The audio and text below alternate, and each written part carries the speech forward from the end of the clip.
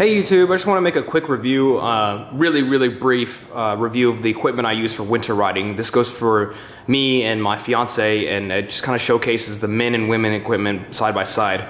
So I'm not going to go into detail, but what we use for heated liner is by first gear. We generally use both jackets and pant liners, especially in the really cold weather. We've gotten down to 22 degrees Fahrenheit, and we've been able to ride on highway speeds too.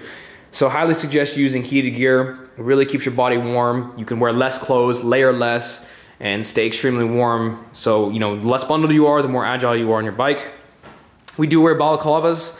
I highly suggest the Kilm. I did try Rev'it's. It does not compare to the Kilm's quality. Kilm has put a plastic beak right here to direct the airflow down to prevent your windscreen from your helmet from fogging up. Both of our gears are from Rev'it's line. I wear the Sands 3 jacket and pants. She wears the Horizon 2 jacket and pants. Both are fantastic winter jackets. The pros of the Horizon 2 is that it has a thermal liner baked. I mean, the waterproof liner is baked into the outer shell, whereas on mine I have to wear a physical waterproof layer underneath that outer shell there. But the positives of the Rev'it Sands 3 is that in the weather, that if it turns 85 degrees, I got more airflow, whereas she doesn't.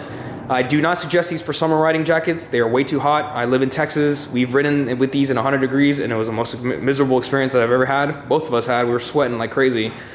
These are really good three-season jackets. You only get winter, fall, and maybe early spring when the weather's starting to change. So let's go to the bike and how I outfitted it. Winter riding, I think it's really important to make sure your windshield is really tall. It's going to give you protection from the wind and your passenger. The reason why there's an MRX extender on there is for her. That way when she sits back there, obviously passengers are usually elevated up on that rear pillion, and she, without that screen, the extra lift there, the wind hits her directly in the face, and with that on there, it prevents the wind from even getting close, so the wind goes right over her head, keeps her warm, and both of us are happy. I did install both controls. I'll show you. There's the DC jacks for the first gear heated liner, jacket and pants, and then the control for my side for the front is right there, zip tied to the brake reservoir.